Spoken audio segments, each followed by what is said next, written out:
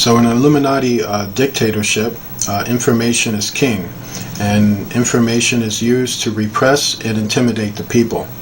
And so thus our founding fathers created laws that at the time looked like it was protective of individual privacy, but as we can see, these laws can also be superseded, and events can happen that can cut straight through them, showing you that America has never really had a full grip on the U.S. Constitution. The U.S. Constitution was something in place at that time because it just looked really good, and it represented the good side of what they were trying to put, but there was actually never any good side to a nation built on rebellion. So the Bible prophesies that at the end of the age, God will allow the Antichrist to establish the most effective dictatorial government in all of world history.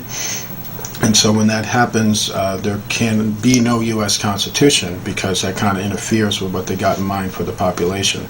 So how repressive will that government be, and how far will it reach through the entire strata of society? You better believe that it will reach from the lowest to the highest, from the poorest to the richest. You got to listen to the prophecy, listen to what God said about it. And he calls us all, both small and great, rich and poor, free and bond, to receive a mark in their right hand or in their foreheads, and that no man might buy or sell save he had that mark, or in the name of the beast, or the number of his name, on which is 666. So this refers to the government of the New World Order. It refers to the government of the Antichrist. It refers to his far-reaching effects, and it's saying that anybody, and no matter if they're poor or rich, if they're going to live in this new government society after it comes forth through war and devastation, they're going to have to swear allegiance. If not, they're taken out. And so thus, at the very time that all prophecies are maturing as a group, just as Jesus said would happen when the world really and truly approached the end of the age, now we see a Gestapo-like domestic organization being created in the land of the free that would roll 22 different agencies together into one monstrous administrative agency, and that agency then began to implement the laws passed since the planned attacks of 9/11. So let us look quickly at the meaning behind the unfinished pyramid on our $1 bill, because it's an important symbol, and it's directly taken from the Illuminati. So once you understand the meaning behind the symbol in your money, you can better understand the significance of current events. So the pyramid on the $1 bill represents the past. Note that the capstone of the pyramid is not in place, thus denoting an unfinished situation that started at the time of Nimrod. This unfinished situation was planned to remain in effect until the old world order was destroyed, this order that we have now, and then replaced with this new world order that was trying to be implemented by Nimrod, but it got stopped by God when God knocked the tower down and confused all the languages. So all the work that they built at that time got destroyed, and it took thousands and thousands of years to bring all that work back together. We're living in the period where those demonic puzzles are being placed all together again. So you notice some Latin words and inscriptions on the $1 bill. Anet copitus, and that means announcing the birth. And then you have Novius Ordium Secorium. That means New World Order. Then you have capstone, which is the Eye of Horus, is the capstone. And in Egyptian paganism, it stands for the Eye of Satan or Lucifer, or the Eye of Horus. And so you notice these kind of Latin wordings, and they seem to be of a code of some kind. It starts with the letter M, D, then C, C, L, then X, X, and then V, I, and it's on the bottom layer. That actually stands for May 1st, 1776, and it's written in that context because it reverts directly to Valentine, and Valentine is the second high holy day of the year on the pagan calendar. And so on May 1st, 1776, it's to say that a new world order was born when the masters of the Illuminati was founded. And so it was founded on the grounds that their plan was founded on that day, but it was a plan that has been thousands and thousands of years in the making. So the foundation of that thousands and thousands of year old plan was built up on that day, so it was celebrated, and it was built upon depravity and rebellion, and its leader would be Satan. So the eye in that dollar bill is actually Satan's eye.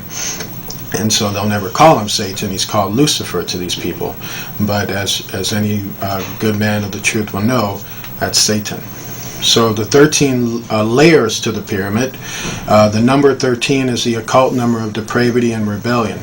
And we have seen several instances in the past into which the number 13 has been displayed and used when occults have initialized in the killing of their own citizens. And so it's important to understand that.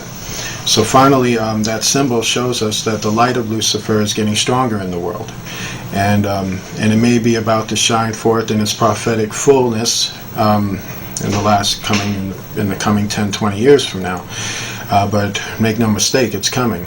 So this is exactly the time in world history we believe we are in right now, with the events of Iraq, the entire Middle East in upheaval, the events going on in Korea and China, the events going on in Egypt and Taiwan, and the events going on in our own country. And it's designed to set the stage for the Antichrist. So we are in the cusp of the Antichrist arising, and it's coming out of the smoke, death, and destruction, the planned wars that are to come. And so to get a better understanding of these planned wars and the Illuminati, we got to talk a little bit about a man named Albert Pike, because Albert Pike was an Illuminatiist, a high member Illuminatiist, and also a high-ranking Freemason. And Satan chose him to implement the prophecy of the world wars that actually the first two took place in the exact same way he prophesied them before they even happened. So Albert Pike was born on December 29th, 1809 in Boston, and was the oldest of 6 children born to Benjamin and Sarah Andrews Pike. He studied at Harvard and later served as a brigadier general in the Confederate Army. And after the Civil War, Pike was found guilty of treason and jailed, only to be pardoned by fellow Freemason President Andrew Johnson on April 22nd, 1866. Andrew Johnson, known to be a notorious racist.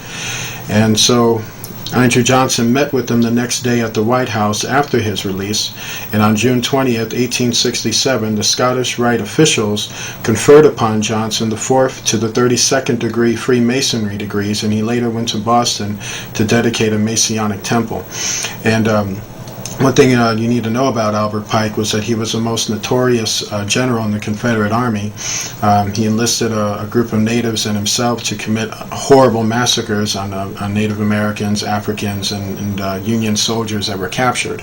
And so he was a very disturbed individual who relished in blood sacrifices and relished in massacres and killing people.